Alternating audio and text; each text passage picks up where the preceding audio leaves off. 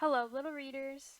Today we're going to read Splat the Cat, Splat and Seymour, Best Friends Forevermore, based on the creation of Rob Scotton.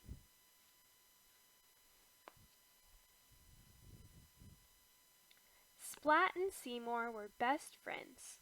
They did everything together. You and me, said Splat. Me and you, Seymour said. Friends forevermore.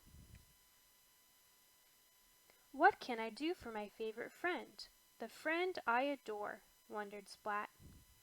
I know. I'll throw Seymour the best surprise party ever, with treats and games galore. Let's see, there has to be cake and ice cream and candy, horns and streamers and balloons, fancy hats, and much, much more. The next morning, when Splat ran to call all his friends, Seymour ran too. Uh-oh, Splat thought. How can I plan or go to the store when I'm always with my friend Seymour? Splat tiptoed into the kitchen to whisper his plan to his mom. That's great, she said, but how can you get out the door without Seymour? I have an idea, said Splat. Seymour, why don't you play with little sis, said Splat. Mom and I have to go to the store, and it's going to be such a bore. Seymour nodded, but he was surprised. He'd never been left at home before. At the store, Splat piled the cart with more and more. There were too many yummy ice cream flavors for him to ignore. At home, Splat told Seymour, I have to do some chores.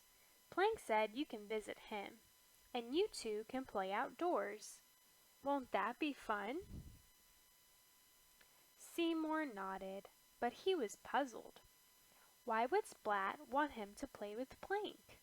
Splat and Seymour had always done everything together before. Splat went to work. He baked a cheesecake for Seymour's party. Then he baked 4 more. He cooked cheese swirl cookies, but Splat still wanted more. He made a huge bowl of chocolate cheese pudding.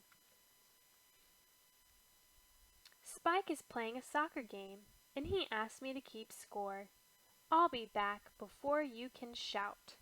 Seymour's whiskers drooped. Why was Splat leaving him out? Splat pedaled fast. He invited all his classmates. Then he invited more. Even Mrs. Wimpy Dimple and the cat twins next door. Finally, it was party day.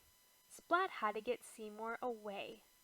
Seymour, I promised Kitten I would play with her, but I have to do more chores. Could you go over without me? Seymour liked Kitten, so he agreed. But he felt sad. Didn't Splat want him around anymore?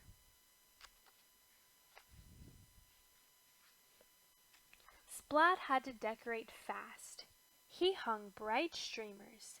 He blew up colorful balloons. And then he blew up more and more. If only Seymour knew what was in store. Splat hadn't even made a banner that read, It's Seymour's party day. Kitten was decorating too. She was decorating Seymour. Let's play dress up. Look, here's a fancy outfit that my doll once wore. Kitten held out a mirror, and Seymour jumped in surprise.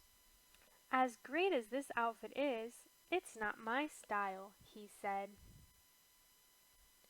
I'm sorry that was such a bore. I found just the thing, said Kitten. It's a fairy dress and sparkling wand. You can be a fairy princess to adore." "No more, no more," yelled Seymour. "Splat, I'm coming home, even if you don't love me any more." Seymour came in the door. His tail and whiskers were sagged. He had never felt so alone before. "Surprise!" everybody yelled. Splat yelled the loudest. Seymour's eyes opened wide at the uproar. "A party? A party just for me? That's why you kept me away. Hooray!" Seymour ate ice cream and cake and candy and popcorn and cheese galore. He opened presents. He ate some more. But best of all, he was with Splat again. "Oh, Splat," squeaked Seymour, "this was the best party ever." "You and me," said Splat.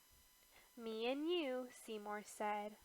"Friends forevermore." The end.